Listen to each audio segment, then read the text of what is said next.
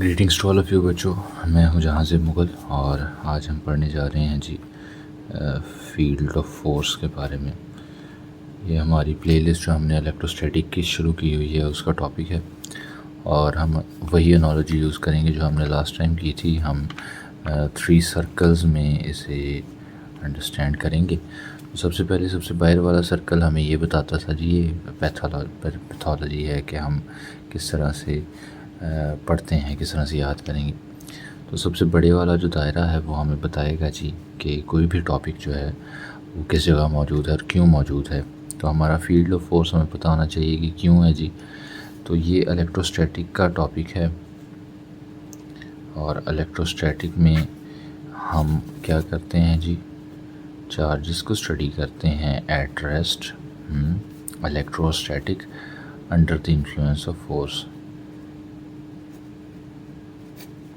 ठीक है, तो ये हम स्टडी करते हैं। चार्जेस की नेचर के लिए हमने सबसे पहले कूलम्स लॉ जो था वो पढ़ा था लास्ट वीडियो में, जो था जी F is equal to 1/4 pi epsilon naught. इसे ना बार बार लिखा करें, इसी से आपको याद होना है, या बार बार पढ़ा करें, रिवाइज़ करने का कोई मौका ना जाने दिया करें।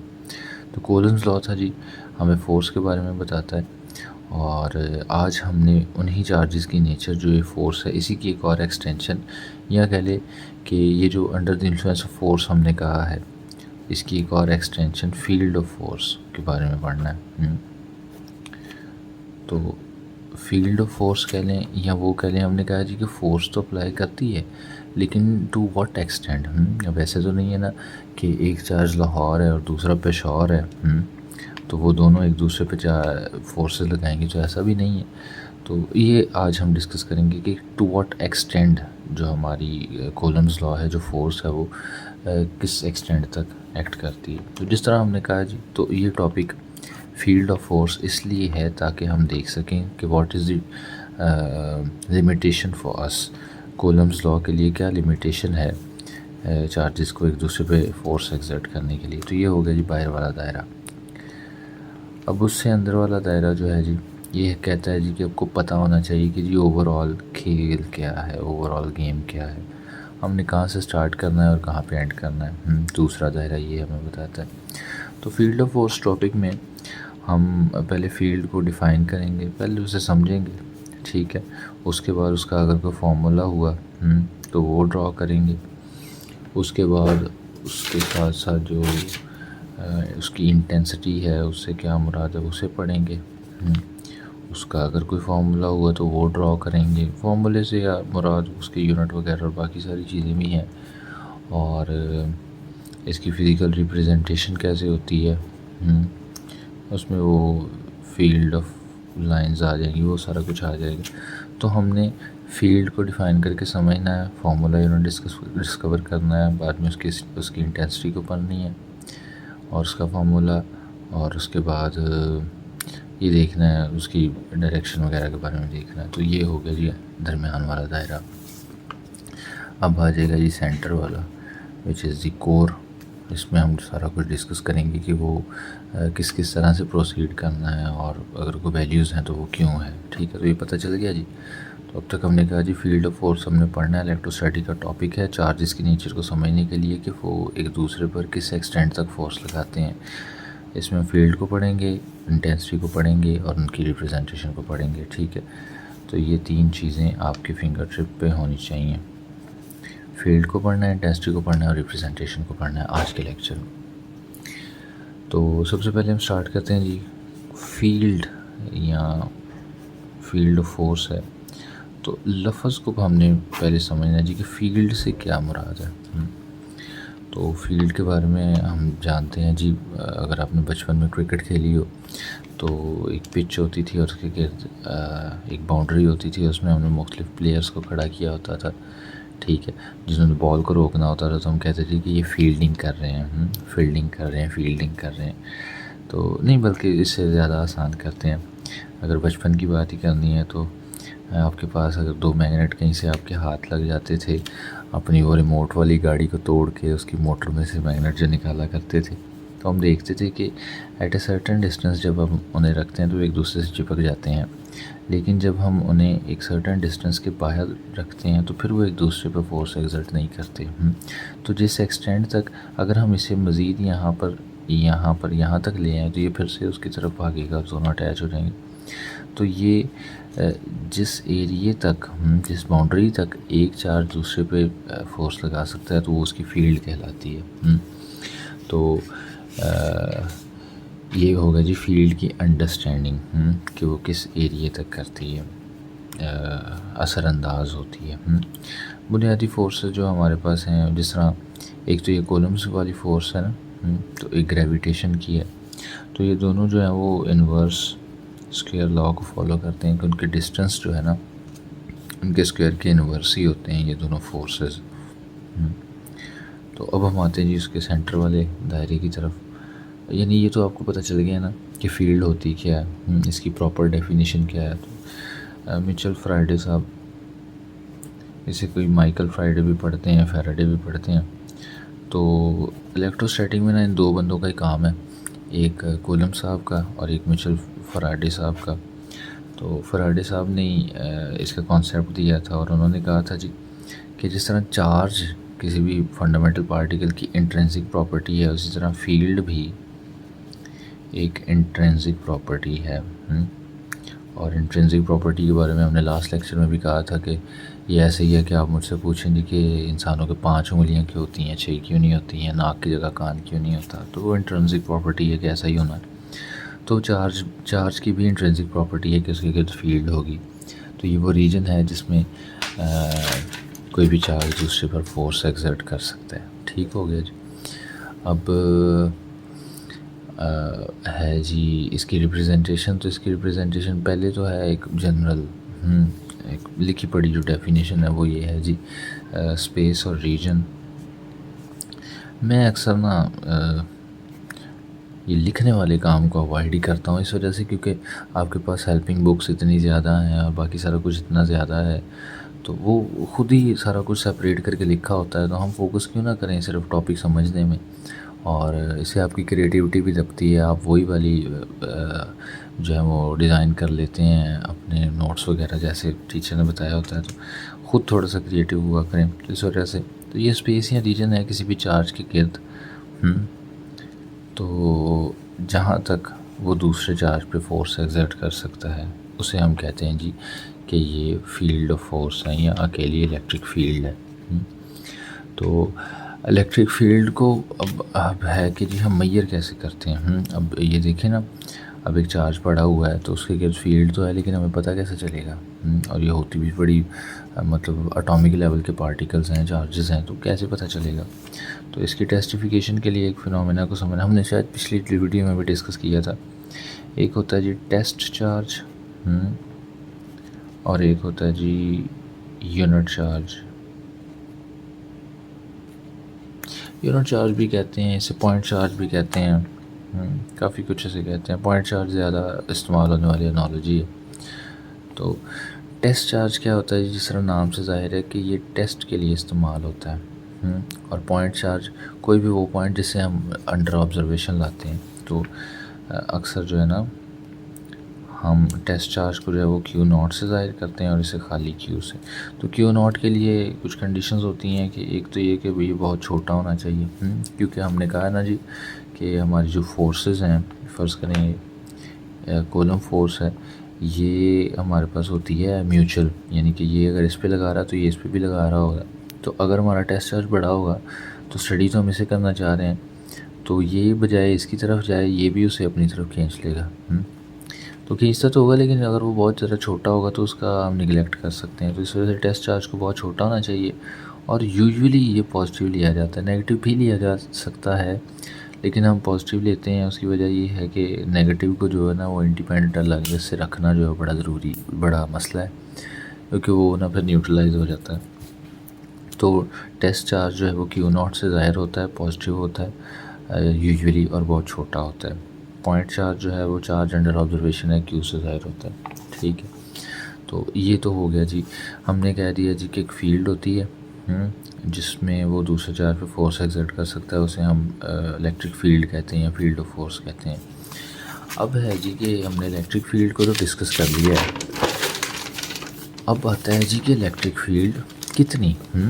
तो जब कभी लड़ाई होती है तो उसमें वो क्या कहते हैं, कुछ चांटा पड़े ना, तो चांटा इज़ नॉट इम्पॉर्टेंट, कितनी ज़ोर से पड़ा ये इम्पॉर्टेंट है। तो इसी तरह से electric field is not important, electric field strength या इलेक्ट्रिक इंटेंसिटी इज़ इम्पॉर्टेंट। तो ये क्या होती है जी, अब देखें ना जी, हमारे पास ये फ़र्ज़ करें हमारे पास कोई भी पॉइंट चार्ज है और ये हमारे पास कोई भी टेस्ट चार्ज है, तो ये कितनी फ़ोर्स से उसे अपनी तरफ खींचेगा या उसे रिपेल करेगा। तो हमें इंटेंसिटी का तो पता होना चाहिए ना, यानी स्ट्रेंथ का तो पता होना चाहिए। तो ये जो इलेक्ट्रिक फील्ड की स्ट्रेंथ है ये होती है force experienced per unit test charge. क्या कहा जी मैंने, force experienced by unit test charge. इसे आप लिख भी सकते हैं, यानी कि ये वो वाली फोर्स है कि जो एक टेस्ट चार्ज ऑब्ज़र्व करता है। यानी ये इस पर फोर्स लगा रहा है ना, तो जितनी फोर्स लगी है यूनिट टेस्ट चार्ज पे वो उसकी इलेक्ट्रिक फील्ड इंटेंसिटी होगी या इलेक्ट्रिक स्ट्रेंथ होगी। और इसका अगर हम यूनिट निकालना चाहें तो ऐसा यूनिट इसका होगा जी, ऊपर न्यूटन है और बटे में कूलम है, इस तरह भी लिखा जा सकता है, और इसे न्यूटन पर कूलम भी लिखा जा सकता है। अच्छा, यूनिट डेरिवेशन जो है ना पीछे भी हमने की थी, आगे भी करेंगे। तो ये बुनियादी डेफिनेशन से जो फार्मूला बन रहा होता है ना उससे हम निकालते हैं। तो ये डायरेक्शन होगी जी, हाँ ये वेक्टर है। तो हम थोड़ी सी कैलकुलेशन इसमें और है, अगर हम इसे फोर्स का फार्मूला निकालें तो वो होगा जी ई क्यू नॉट, वैसे भी रहने देते हैं, तो ई क्यू नॉट होगा। और हम पीछे पढ़ के आए हैं जी कि एक तो ये फार्मूला हो गया, दूसरा ये कि अगर हम यहाँ पे फोर्स पुट कर देते हैं कूलम फोर्स, तो वो होती है जब 1/4 पाई एप्सिलॉन नॉट। तो जहाँ पे हमने Q1 और Q2 रखना था वहाँ पे Q1 और Q2 को डिस्कस कर रहे थे ना, यहाँ हम Q और Q नॉट को कर रहे हैं, तो उसे लिखेंगे ओवर आर स्क्वायर। तो इसे इस फॉर्मूले में पुट कर दिया तो E बन गया जी। अच्छा, इससे पहले ना मैं F.1/Q0 लिख देता हूँ। वो चूँकि ट्रिपल बटे हो जाते हैं तो फिर मसला हो जाता है स्टूडेंट के लिए। तो F की जगह उसका formula 4 pi epsilon naught Q0 over R square, ये हमने फ्री स्पेस में लिया है, और 1/Q0।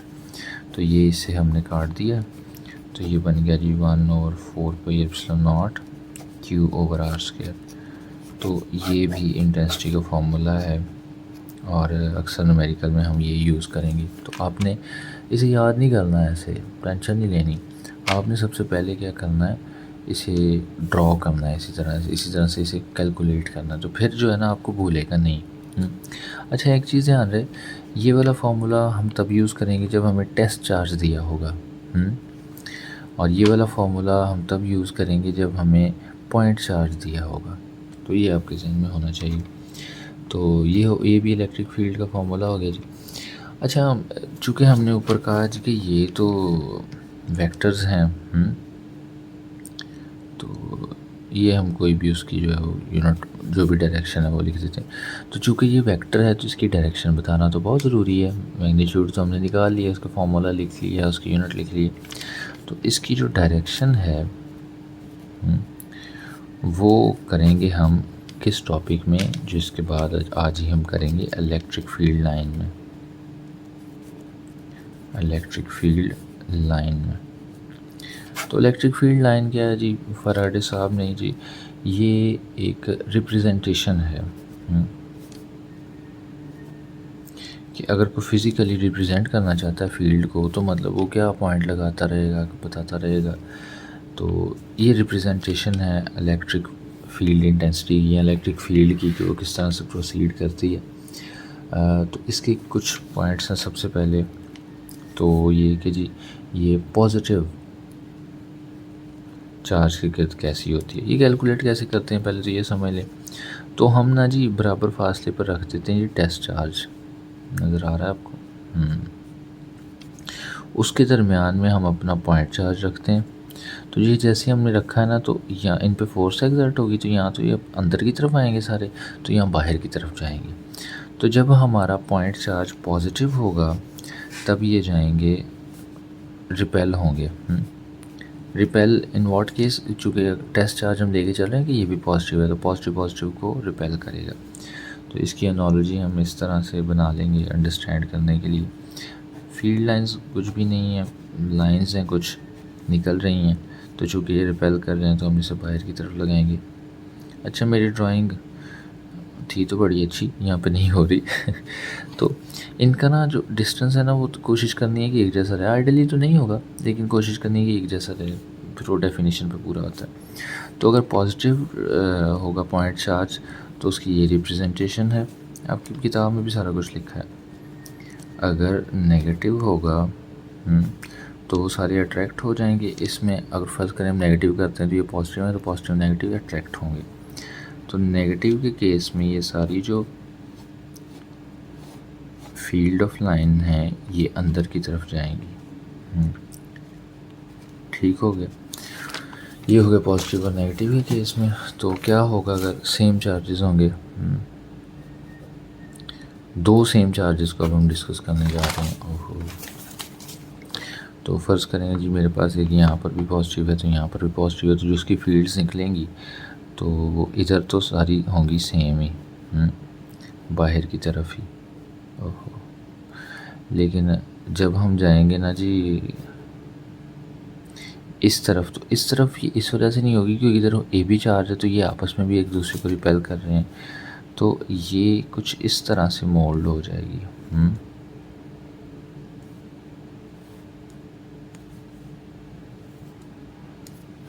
उसी तरह से इसकी भी, मतलब ये ओवरलैप नहीं होते, ठीक है, ये अपने ख्याल रख लेना। दरअसल ना सुबह के इस पहर 4 बज रहे हैं, तो इस वक्त जो रिकॉर्डिंग होती है ना, वो नींद को मलहूज़े खातर नहीं रखते हुए होती है अच्छा, तो सेम चार्जेस में आप देख सकते हैं कि फील्ड ऑफ लाइंस एक दूसरे को रिपेल करेंगी। अच्छा, ये ना कभी ओवरलैप नहीं होती, आगे डिस्कस करते हैं। तो इसके दरमियान में ये जो रीजन आ जाएगा ना, इस रीजन को हम कहते हैं, अक्सर इसकी डेफिनेशन पूछ लेता है, इसे न्यूट्रल जोन कहते हैं, या फिर इसे ज़ीरो फील्ड पॉइंट भी कहते हैं। तो ये वो वाला पॉइंट है जहाँ पे कोई फील्ड ऑफ लाइन मौजूद नहीं होती, सिमिलर चार्जेस के दरमियान में होती है, अक्सर नेगेटिव में भी होती है और पॉजिटिव एनालॉजी यूज़ होती है। तो ये थर्ड थी। फोर्थ वाला है जी कि अगर आपके पास अपोजिट चार्जेस हों तो फिर फील्ड ऑफ लाइंस की क्या रिप्रेजेंटेशन होगी। तो फिर होगी जी ये कि एक फर्ज करें पॉजिटिव है तो एक नेगेटिव है, तो सबसे पहले तो ये कि पॉजिटिव से निकलनी ही है बाहर की जानिब, तो बाहर की जानिब तो निकलेंगी, और नेगेटिव के अंदर की जानिब तो आएंगी ही। लेकिन होगा क्या, ये जो सेंटर वाली है ना, इससे बाहर निकलनी है तो और इसमें दाखिल होनी है, तो ये इस तरह से चला जाएगा, ये इस तरह से पॉजिटिव से निकलेगी नेगेटिव में जाएगी। अच्छा, शायद कुछ सही कर गई है मेरी, अब ये वाली ठीक बनी है, प्यारी बनी है ठीक है। तो ऑपोजिट चार्जेस के केस में होगा ये कि फील्ड ऑफ लाइंस पॉजिटिव से निकलेंगी नेगेटिव में चले जाएंगी, ये चौथी। और पांचवी है जी पैरेलल प्लेट की, अगर आपके पास हों तो फिर क्या केस होगा, पैरेलल प्लेट्स और वो अपोजिटली चार्ज हों। तो फ़र्ज़ करें ये पॉजिटिवली चार्ज प्लेट है, ये नेगेटिवली चार्ज प्लेट है, तो पॉजिटिव से फील्ड लाइन निकलेंगी तो कुछ तो ऐसे डायरेक्ट ही चली जाएंगी ऑब्वियसली, ठीक है। और यहाँ वाली जो होंगी बाहर वाली, वो थोड़ी सी मोल्ड हो जाएंगी अंदर की जानिब। अच्छा, इस साइड पे वैसे ही एज इज़ इट ही रहेंगी, मतलब सारी डायरेक्शंस में ना जैसे होना है, मतलब पॉजिटिव है तो इससे बाहर। लेकिन ना ये हमारा कंसर्न नहीं होता, तो हम सिर्फ सेंटर वाली ही बनाते हैं अक्सर, और नेगेटिव के केस में सारी अंदर ही होंगी ऑपोजिट साइड्स पे। तो लेकिन हमारा कंसर्न यही है, ये पैरेलल प्लेट में ये सेंटर वाला बनाते हैं। तो उसके बाद कुछ ये आ जाएंगी। अच्छा, वैसे ना बड़ी देर हो गई है, हमने रिवीजन नहीं की इस चीज़ की ना, तो हालांकि रिवीजन करते रहते हम, प्रॉपर्टीज़ की तरफ आते हैं, पहले रिवीजन कराते हैं। तो हमने जी स्टार्ट किया था फील्ड ऑफ फोर्स को पढ़ना है, हमने 3 सर्कल्स वाली एनालॉजी यूज़ की है। बाहर वाला सर्कल हमें बताता है क्यों है, सेंटर वाला ये कि ओवरऑल गेम क्या है, और लास्ट वाला कोर बताता है। तो हमने देखा जी कि ये क्यों है और कहाँ है। तो इलेक्ट्रोस्टैटिक में ये टॉपिक मौजूद है। चार्जेस के बिहेवियर को अंडरस्टैंड करने के लिए हमने पहले कूलम्स लॉ पढ़ा है कि फोर्स एक्सर्ट तो होती है, लेकिन कहाँ तक होती है, किस बाउंड्री तक होती है, कहाँ तक नहीं होती। तो हमने वो मिसाल की कि एक लाहौर पड़ा है, एक पेशावर पड़ा है, तो फोर्स भी एक्सर्ट करेंगी कि नहीं। तो ये हमारी क्वेश्चन स्टेटमेंट थी। उसके बाद सेंटर वाला था कि ओवरऑल गेम क्या है। तो हमने फील्ड को डिस्कस करना है, उसके बाद इंटेंसिटी को, और उसके बाद उसकी रिप्रेजेंटेशन को। तो हमने फील्ड को कर लिया, इंटेंसिटी को कर लिया, रिप्रेजेंटेशन को कर रहे हैं वो फील्ड ऑफ लाइन। टॉपिक शुरू किया जी फील्ड ऑफ फोर्स। तो हमने फील्डिंग से, जिस तरह क्रिकेट के मैच में फील्डर्स होते हैं तो एक स्पेसिफिक बाउंड्री के अंदर होते हैं, तो फील्डिंग से बनाई एनालॉजी। फिर हमने बचपन के वो मकनातीस वाले एक्सपेरिमेंट से किया जी कि वो एक ख़ास वक्त तक तो एक दूसरे की तरफ आते थे, लेकिन अगर उससे बाहर कह रहा हूँ एरिए तक, अगर उससे बाहर रख दें तो फिर वो एक दूसरे को अट्रैक्ट नहीं करते थे।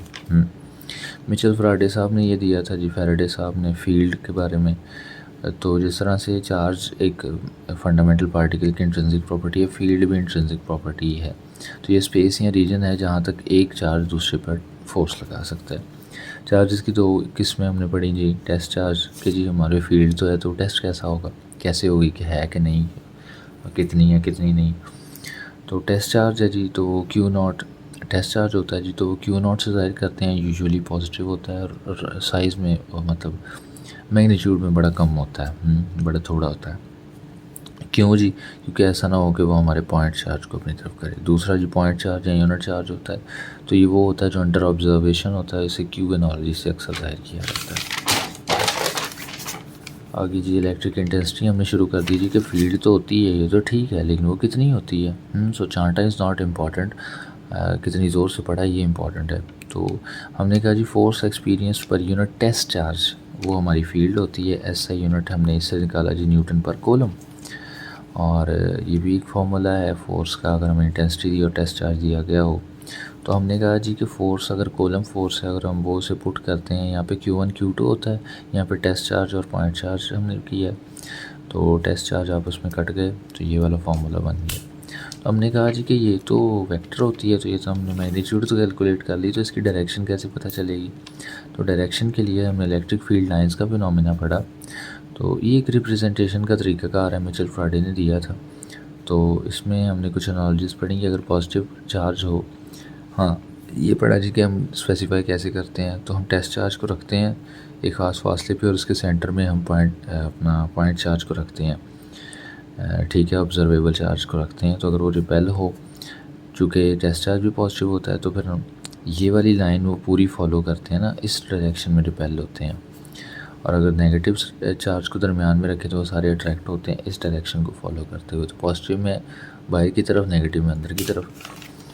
तो अगर सेम चार्जेस हों तो ये वाली एनालॉजी बनती है, फील्ड ऑफ लाइंस एक दूसरे को जो है वो रिपेल भी करती हैं और ये क्रॉस नहीं करती हैं एक दूसरे को। सेंटर में जो पॉइंट बनता है वो न्यूट्रल पॉइंट या ज़ीरो फील्ड पॉइंट कहलाता है। ऑपोजिट चार्जेस हों तो ये वाली प्यारी सी डायग्राम बनती है, पॉजिटिव से निकलती है, नेगेटिव में आ जाती है।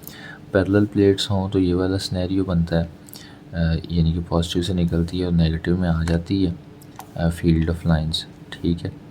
और बाहर वाली वैसी रहती, तो वो हमारा कंसर्न नहीं था। हमारा कंसर्न सिर्फ पैरेलल प्लेट के अंदर वाले से है कि ये जो ऊपर वाली हैं ये भी अंदर को बेंड हो जाती हैं, ठीक है जी। अब हम कुछ प्रॉपर्टीज़ डिस्कस करेंगे इलेक्ट्रिक फील्ड ऑफ लाइंस की। तो सबसे पहली प्रॉपर्टी तो ये है कि हमने कहा जी कि ये इन्हीं चीज़ों से जो हमने ऊपर स्टार्ट किए थे, starts from positive and ends on negative charge. तो एक तो ये प्रॉपर्टी है, ये तो सीधी सीधी है। दूसरी प्रॉपर्टी ये है कि हमने कहा ये पॉजिटिव है ना, कि जहाँ फील्ड ऑफ लाइंस एक दूसरे के पास पास होंगी ना, ये देखिए यहाँ पे पास पास है, यहाँ पे दूर दूर है, वहाँ पे फील्ड स्ट्रॉन्ग होगी। तो थिकर कह लें हम, thicker field of lines, stronger intensity, stronger the intensity will be। आपकी किताब में कुछ और भी लिखा हो सकता है, लेकिन आप जो हैं वो घबराना नहीं है। दूसरी प्रॉपर्टी ये हो गई।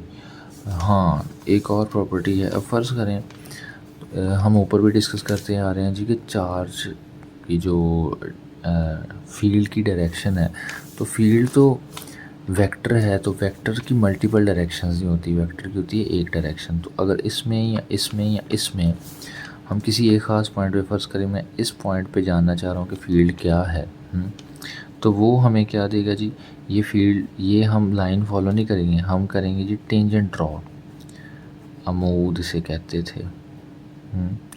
तो किसी भी पॉइंट पे टेंजेंट जो है, tangent on any point gives the direction, यार लिखने वाला काम बड़ा मुश्किल है, gives the direction of field. Intensity जहाँ पे थिकर होगी वहाँ पे ज़्यादा इंटेंस होगी, पास पास यहाँ पे वाइडर होगी वहाँ पे कम इंटेंसिटी हो जाएगी। और किसी भी पॉइंट पे अगर हम टेंजेंट ड्रॉ करें तो वो उसकी इलेक्ट्रिक फील्ड कहलाएगी, और ये पॉजिटिव से निकलती है और नेगेटिव में जाके ख़त्म हो जाती है। हाँ, एक और भी प्रॉपर्टी थी इसकी, जो हमने पहले भी डिस्कस की थी थोड़ी सी, कि field of lines never cross each other. तो